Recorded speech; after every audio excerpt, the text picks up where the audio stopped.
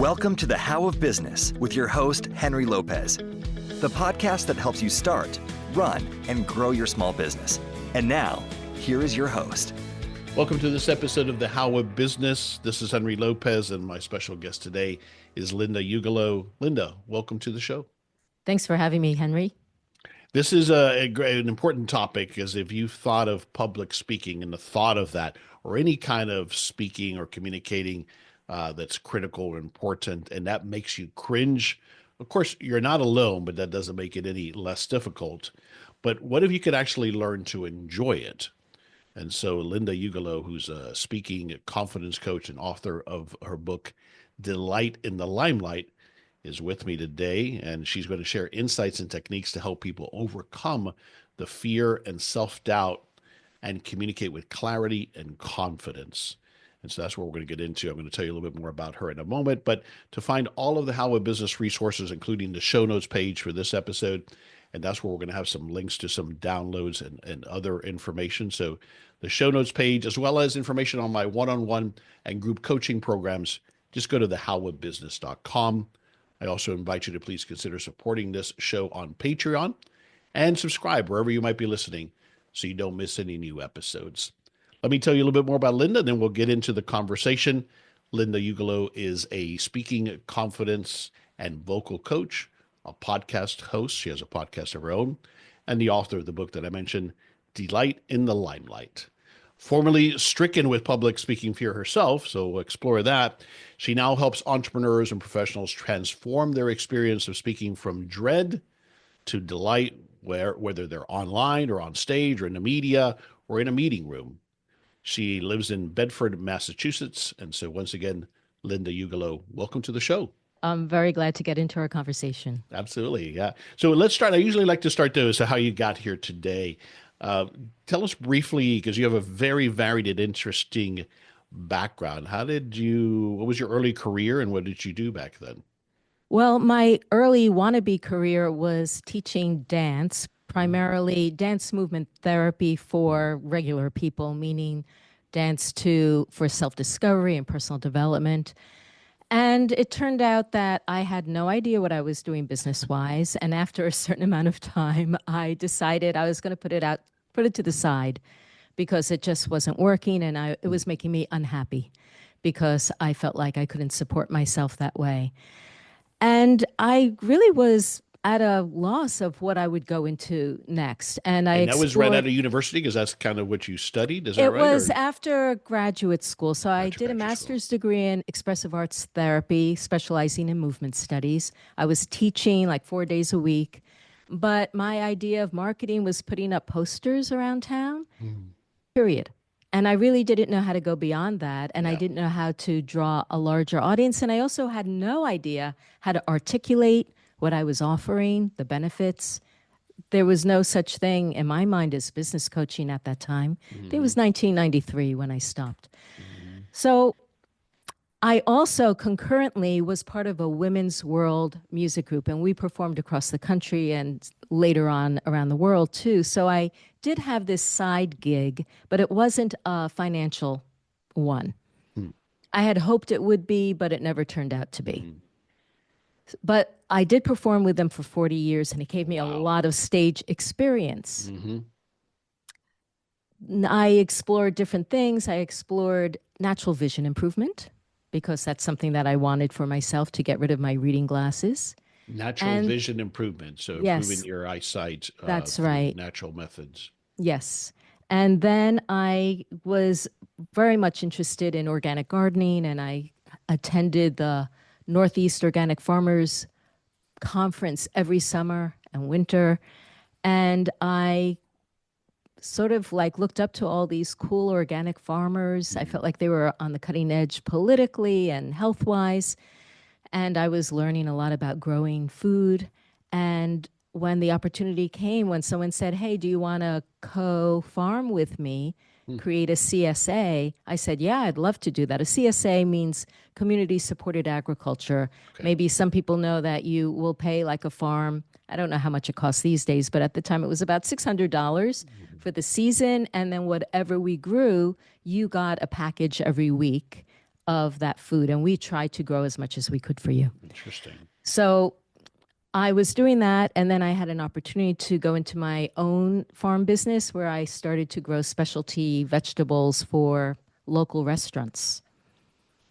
But at that time, I learned that there was such thing as a business coach. Mm. And I joined an online course called B School by Marie Forleo. I don't know if you ever heard of Marie. I have not. It was back in 2013, I believe. And one of her modules was called Start the Right Business. So the first year, I applied everything to my farm business. Second year, I thought, you know what? I'm going to go back through the course. I'm going to listen to it again. And I listened to that module, which I probably had skipped over because I was already in a business. Mm-hmm. And I'm listening to her speak about our dreams and our aspirations and, the vision that we have for the impact we want to make in the world. And all of a sudden it hit me that I had always had a dream to make a big impact. And here I was hiding behind the kale. And I thought, but you were having an impact on, at least at a more micro level in your community. On a micro level, but okay. It's absolutely but true. It wasn't enough for you. It wasn't the vision that I had in my mind. I wasn't even sure what kind of impact I wanted to make, but it was more like changing people's beliefs. So I had no idea what it meant, but I knew and I felt inside if I didn't try to discover what that could be, I would get to the end of my life feeling regret. So it was this huge motivation. I didn't give up my farm business right away. I had my accounts, I had my responsibilities. And I thought, while I try to investigate what this new thing might be, And what you were doing with the farming, that was also generating your income at that point in time? That was generating income, yeah. Mm-hmm. Yep. And there were things that I loved about it and things that I didn't. It was hard on my body. I wanted my business, I'll just say it was based on a lot of microgreens, like, these salad mixes that you can get these days, but it was before you could get it in the stores. Right. So I was making new, beautiful salad mixes every week, selling them like 50 pounds to, here and there, and then other specialty things. But I really didn't like picking through lettuce and, pulling out the debris. It really, I hated that. So there were things about my job that I did not like and thought it was really good timing actually for me to get out, because now we do have different color carrots. Now we do have different kinds of peppers, and we have those salad mixes and the baby greens. So I'm glad I didn't have to compete against those, because I was charging a lot more than what you can pay in Whole Foods these days. But I did get look around the female entrepreneurial world at the time, and I decided I was going to take a course in becoming a coach. So I became a coach, and while I was trying to bring attention to myself, because, you start a business, then you got to let people know that you're in business. I decided and the posters are not going to cut it for the coaching. Right, exactly. And it's all online. So you had to talk to people online. I took some video classes, very awkward for me. I took them again and again. I think I took like 12 video courses. Some after I got over my fear of speaking, but this is the interesting part for your listeners. So I learned that there was this new live streaming app called Periscope, and this was a totally new technology. I mean, we're doing a Zoom recording now, but Zoom you could live stream as well. It's everywhere. It's on Facebook, Instagram. It's not, but then it was novel. Right. And my video mentor said, you got to get on daily to build your following. And so that's what I thought I'm going to do. And I got on, and it was terrifying. People were coming in on your screen from all over the world to listen to you. I felt like I was disassociating from my body. I was hyperventilating. My heart was racing. And I thought, oh, wow, and I knew I had a fear of speaking, because even in my music group, when it was my turn to introduce a song, my heart was racing. My mouth got dry. Even though, we performed more than 500 times, and it was still very hard for me. I never felt relaxed introducing a song, never. So it wasn't a total surprise to me, but I figured, since I'm doing this every day, That's going to be the trick to get me over the hump. And in I the see. meantime, I'll manage the fear with, I Googled how to get over the fear. Right. Deep breathing, power poses, affirmations, meditation. I did kicks and punches. I danced. I held crystals. I did anything I could. Anything that I read that I thought, oh, yeah, I can do that. I tried. Reframing my fear as excitement, not thinking of yourself, think of your audience, or what I ended up doing, feel the fear and do it anyway. Mm-hmm. After a few weeks, I got into this routine. I kind of forgot about, oh, yeah, after a few weeks, I should be over this. I got to week 10. I'm about to press record. And all of a sudden, I'm wondering, why is my heart still racing? Mm-hmm. I've been doing this, I counted up 75 days in a row. And it's not getting any easier. And it's not getting any easier. And I was showing up. I give myself credit for that. But Yeah. I wondered, how many times do I need to show up Right. for this to go away? It didn't even feel like it had diminished much at all. And that's when I decided I didn't want to manage my fear anymore. I didn't want to have the fear to have to manage. I just wanted to be rid of it. And I decided I was going to figure out a way. I happen to be pretty self-determined. I have found that what happens to people sometimes is then they've been doing it, and then all of a sudden they can't press record anymore. They hit a wall.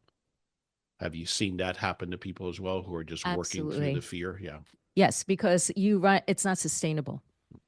You run out of steam. You go with a certain momentum of motivation and pushing through and getting it done, and you listen to a lot of uplifting motivational speakers, and you just push through it. But at some point you say, this sucks.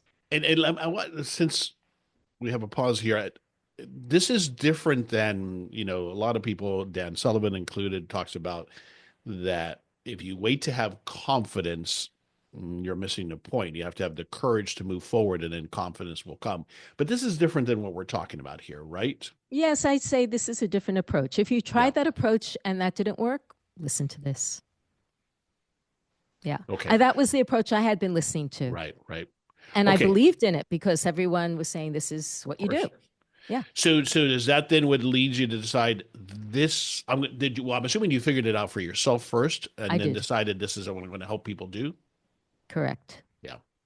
How long did it take you to develop the techniques and the approach to overcoming it yourself?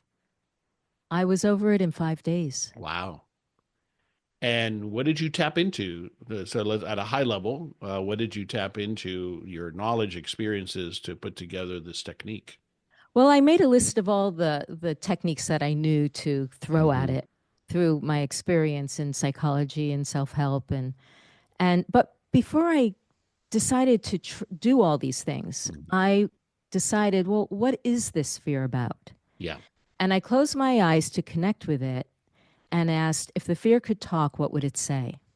And what came back was, you're going to be attacked.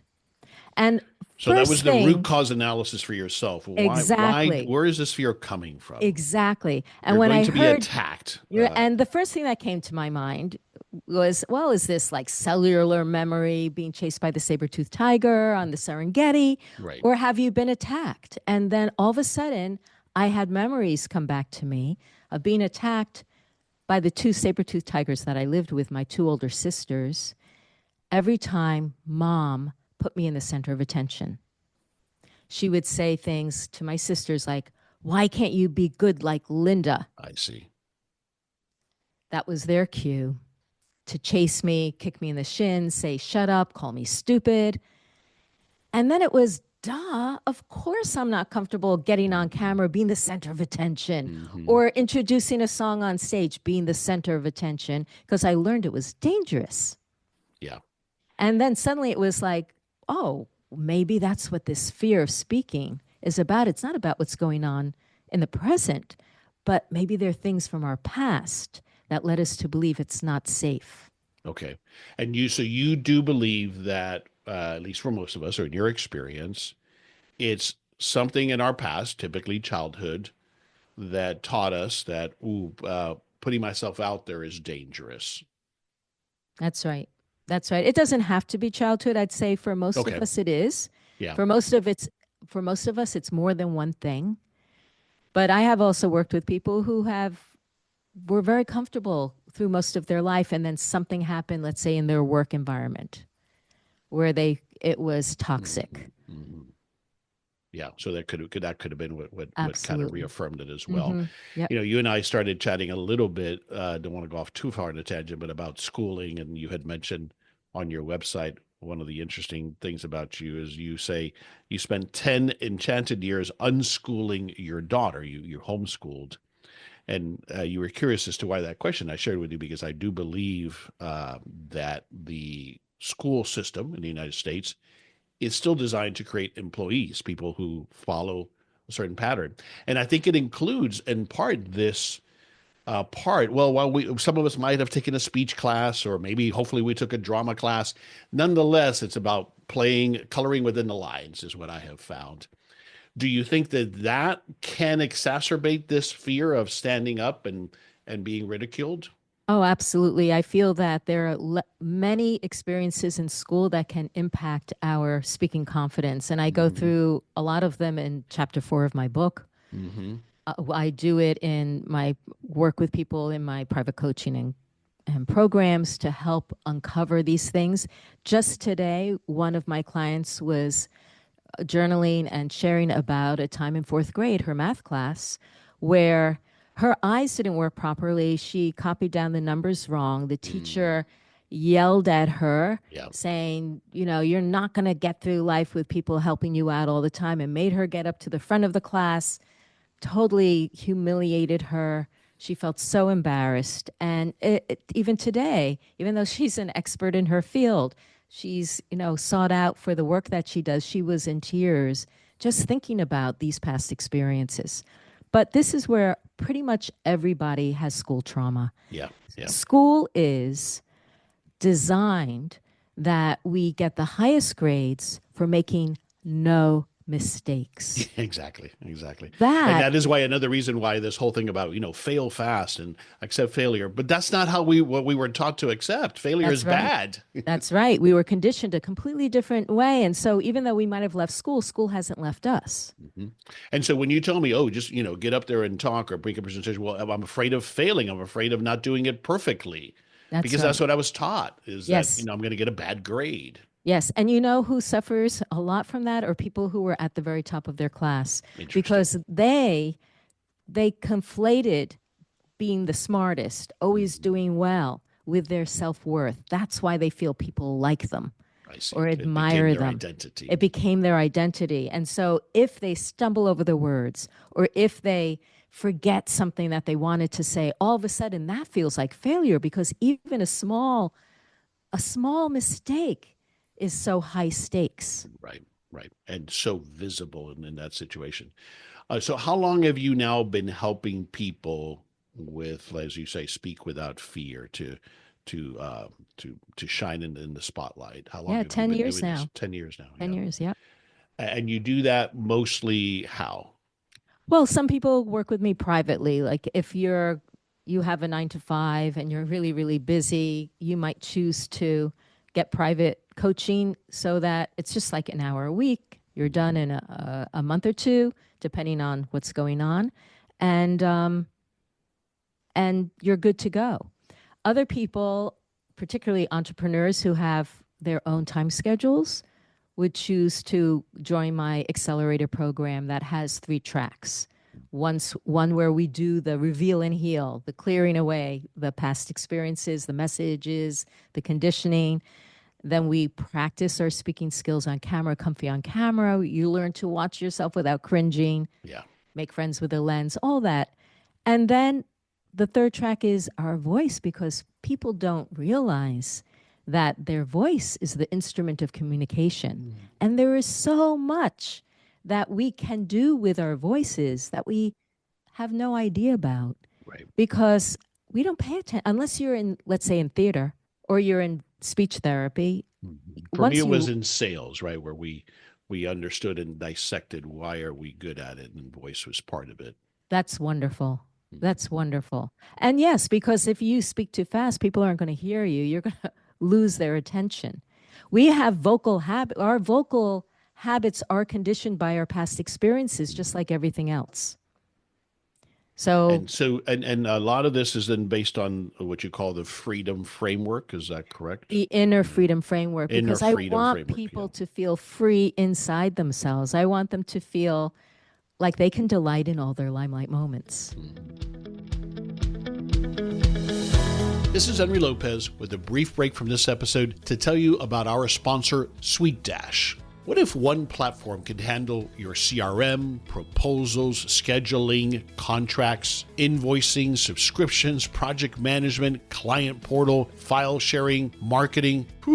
All of this in one place? Meet Sweet Dash, the original all-in-one business platform built to eliminate software overload and help you scale your small business with confidence. With Sweet Dash, you get a single login and a unified system to streamline your workflows, powerful no-code automations that reduce manual tasks and put your business on autopilot, and here's the game changer: unlimited users and clients. That's right, no per user fees. Add your entire team, your clients, your contractors with no additional charges. Plus, you'll have access to live support sessions to guide you every step of the way. That's why Sweet Dash is trusted by tens of thousands of small businesses and is proud to have received over 1,000 5-star reviews. But Sweet Dash doesn't just build software, they build community. Their roadmap is shaped by feedback from their community of business owners like you. You can try it free, no credit card required, at sweetdash.com.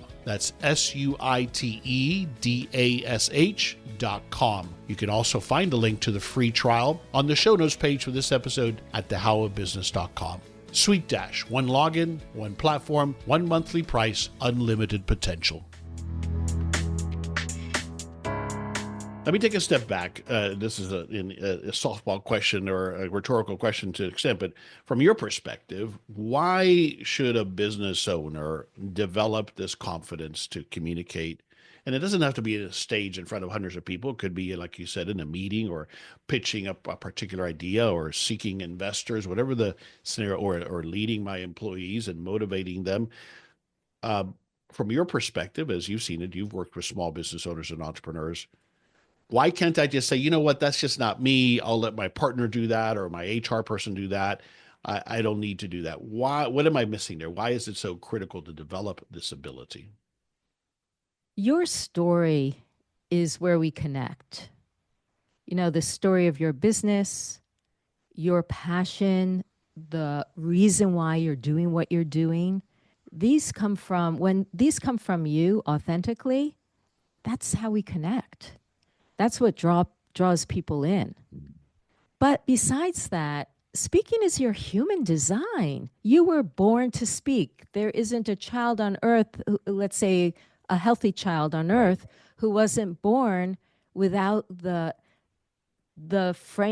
design to learn how to speak a language. Yeah, and and even to if you express can't themselves. vocally, that's why we learn sign language. The humans must interact and communicate with each other. That's And for right. most of us, it's through spoken language. Yeah. And I think this gives you that sense of joy and satisfaction that you can communicate comfortably with the people who matter. Whether it's even if it's your relationships, even if it's your family, your friends, telling a story at a party, that we want to be able to belong and participate. So as a business owner, I'm not going to say every single person has to do this. Truthfully, my husband does not. My husband has a company and he lets his brother and other employees be the spokespeople. I see. He has his reasons. Yeah. He has his reasons, and I won't push it. But we do, of course, because he's married to me, and I talk about my business too. He has come a long way in his other relationships around speaking. He just has chosen not to do it as a business owner. So I don't want to say you must, but I also believe that there'll be a time for him that it'll make sense for him to do it. Sure, sure. So you mentioned storytelling. So I want to go off on a tangent for a moment because I think that's one of the components of how do we overcome this fear? How do we become more effective is including storytelling, right? Well, I would say these are two different directions. Okay, tell me about that. Using story to overcome your fear is one direction. Using storytelling to draw your audience in is another. Sure. Let's talk about it from the overcoming the fear perspective. How do you help me through? How do I apply that to help me overcome the fear? Well, we can't really clear away these past experiences that are getting triggered. So when you start to have shake, let's say you're giving a presentation. Just was talking with a client who was in New York City showing her clothing product to certain store buyers. And she said, I feel so confident in what I want to say, but I'm shaking with this product in my hand. Interesting. And I don't know how to get rid of it. And that shaking, that is the unconscious stuff. Mm-hmm. You can practice all you want. You can have what you're going to say memorized. But if you have a trigger like I had from the past, where you were ridiculed or shamed or pressured to perform before you were ready or ignored, and you feel like people aren't going to want to hear what you have to say on some subconscious level, that you're afraid of being judged, that you're afraid of being shamed, because that's what your father did, criticized you for everything. You were never good enough. If you're carrying that with you, that's going to impact your ability to just be present in the moment and just share your pitch. Yeah. And, like for me, when I've had those moments, I've never struggled with this, fortunately. But it's still, for me, it comes from my dad. I had to always be very careful what I said so that I wouldn't get ridiculed, right? Or shot down or whatever the case might be. But there's times when it does come up, I'll start sweating. That's how it manifests for me. And I start thinking, you're an imposter. Somebody's going to be in the audience and point out to you how you're a fraud and you don't know what you're talking about. Right? Yes, so that's dad. That's sometimes what creeps in. Yeah, yep, that's dad. It's dad out there who's going to say, you don't know what you're talking about. Get off the stage. Yes, that's exactly it. So imposter syndrome has particular kinds of stories. One story is a parent that you could never please, no matter what you did, just unpleasable. Right. And so you feel like no matter how much you do, you're never going to be good enough. Right. It can also happen from being given special privilege that you feel makes you not real. I've had spoken to people who had benefited from affirmative action and had people say, well, you only got this job because of affirmative action. Right. Or you only got into that gifted class in 5th grade because your father was on the board. Yeah. Or you only got this because you're very attractive, or you're right. Whatever the case might be. Yeah. Right. So that's the second one. And a third one can be, and I had a client who highlighted this for me. If you've moved around a lot in your lifetime which I did. And you weren't someone who made friends easily, so you're always on the outside. Or even if you were in the same school, but you had maybe you had different friends groups. This client had lots of different friends groups, but he was always on the periphery. He never felt on the inside. That gave him this feeling of, oh, those are the people who should be on stage, not me. They're the popular ones. They're the ones that everybody likes to hear from. No one is interested in what I have to say. So these are, when we have this fear anywhere, anytime, there's always a reason. It's never random. And that's why I say the best thing is to own your stories, because when you know your stories, you can heal them.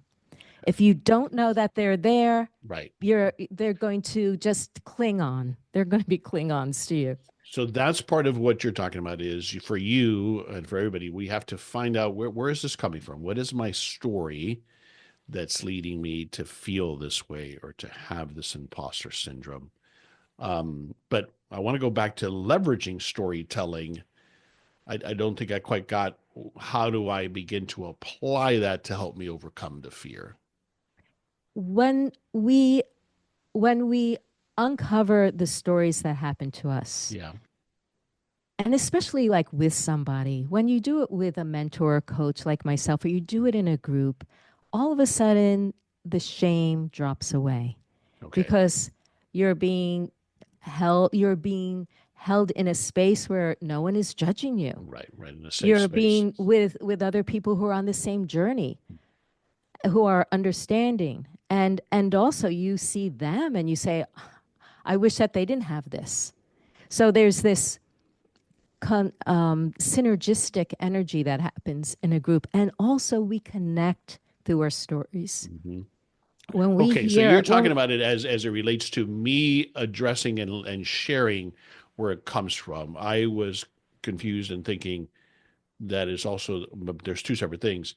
Using storytelling in our public speaking as a method to overcome the fear. Am I confusing the two here? yes, I would say that I wouldn't necessarily be talking about things that No. were unresolved Right, exactly. No. in publicly. That Yeah. is for a safe, Exactly. designated space. Right. Yes. But what does come to mind that has worked for me sometimes, wondering what your thoughts are, is I have found that sometimes if I'll acknowledge or share with the audience that I'm nervous or I'm uncomfortable, that helps put me and everybody at ease. Is that a technique you recommend? Has that worked for you, or do you recommend that? You follow what I'm saying? Uh, Like, I'm not going to go off on it for a long time, but say, kind of catch my breath and say, I'm a little anxious here. I'm a little nervous. And then kind of that seems to diffuse it sometimes for me. What do you think about that? I've seen it go both ways. I've Okay. never done that myself because I was always, I'm going to hide this. I tend to be more that way as well. Trust me. Yeah. I've seen it go both ways. I've seen someone name it and then it made him more nervous. Hmm. And afterwards, we were chatting about it. He said, I wish I hadn't done that. All of a sudden, I thought that people see me as a nervous person as opposed to an expert. Yeah. Yeah. I've seen someone else do it with great results. He did it differently. He said, I'm feeling really nervous right now, but don't worry because it's just going to go away in 5 minutes. Love it. Yeah. I see. Right. I can see where it can further trigger imposter, or it can be something that releases. All right. So one technique that you do talk about in overcoming it, and we've touched a little bit on it, but I want to explore it, is revisiting past negative speaking experiences. Now, we talked about it as it relates to formative, it happened to us in childhood or maybe early in our career. But how else do you teach people to do that so I can look back to, and again, maybe for me it was, boy, I did this presentation a couple years ago and it was terrible and the audience didn't buy it, or whatever the case might be. What is it about revisiting it that can help me from letting that now further fuel my fear? When we have an experience a performing experience, a speaking experience that didn't go so well, we tend to fear that it's going to happen again. Mm-hmm.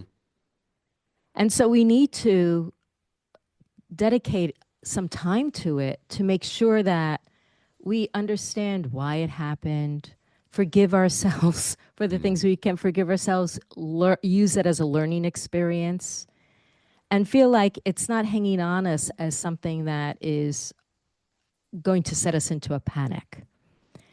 So I was working with a client who, and you were talking about someone who, is it always formative? This client, she loved to speak, but she had a couple of experiences where she got emotional. Interesting. Because she mentioned her mother who had recently died. It took her by surprise. And all of a sudden, she felt out of control.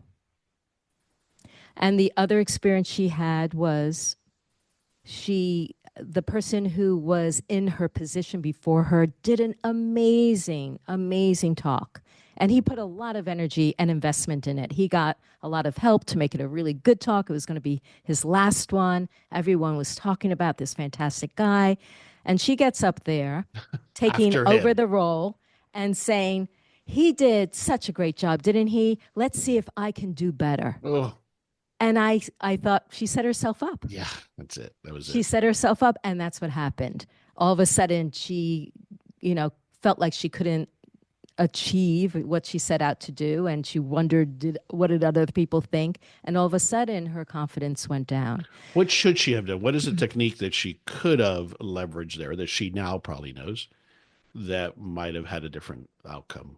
I would say simply give love and appreciation for the person who came before and say, I hope, I'll be able to, you know, s- follow his You shoes. follow And his shoes. Yeah. What an yeah, incredible presentation here. No, so now I have to follow him. So I've often done that where I kind of not make a joke of it, but make light of it. Like yeah, folks, I'm not even going to be able to match what Linda just did, but I'm here to share my point of view and my perspective. So yes. let's get into it. Yeah. Yes, it's the worst thing to say. Like if someone comes out to introduce you and say, "This is the funniest guy," you're going to be laughing. That's the worst thing for someone to say about you. You don't want to over give over I expectations see.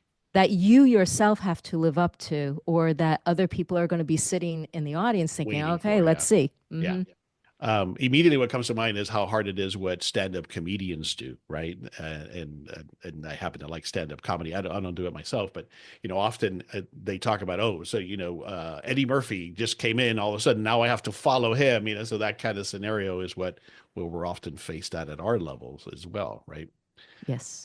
Okay, there's a free download on your website that I'm going to have a link to called the 7 Preparation Rituals to Reduce Anxiety Before You Speak. Can you share one of those rituals that comes to mind related to what we've been talking about? Yes, I will share about visualization. So these 7 rituals are things beyond practicing what you are going to say. This has nothing to do with your script. This is all about how do you bring your capabilities as a speaker and into your presence so that you amplify or you do the best that you can given whatever level of preparation and the level you are in your journey, your speaking journey. So, visualization is something that Olympic athletes do, that musicians do, and anyone can use for their speaking. You imagine yourself in that speaking environment, whether it's a meeting, if it's a pitch, if it's on stage. See yourself speaking just the way you want to be speaking. What's the energy? What's your facial expression? How are you gesturing? How are you? Imagine feeling just the way you want to feel. How do you want to feel like? Relaxed, happy, engaged, enthusiastic, whatever it is. Powerful, compelling. You have to visualize that experience so that you can prepave it for when you get there. What people generally do is also visualization, but what are they visualizing? Oh The my God, words, I'm going yeah. to be exactly the Yeah. worst. I'm going to I I'm got going to to be read through so this nervous. again. I got to memorize this one more time. Okay, and then you just get caught as you get caught up on the what you're going to say as opposed to how you're going to say it, Exactly. And also how you're going to feel and how you're what going to people feel. are and what are Okay, people going to think and okay. all these So what do I negative. want to feel? I want to feel like, let's say it's a meeting. And that's why I think it's important when you go into a meeting to visualize what the ideal outcome is. That too. We're going to come Yes. to agreement, or we're going to agree on the next step, and we're going to do this in a harmonious way. And I'm going to make sure to keep it a positive tone, and I'm going to communicate with positivity.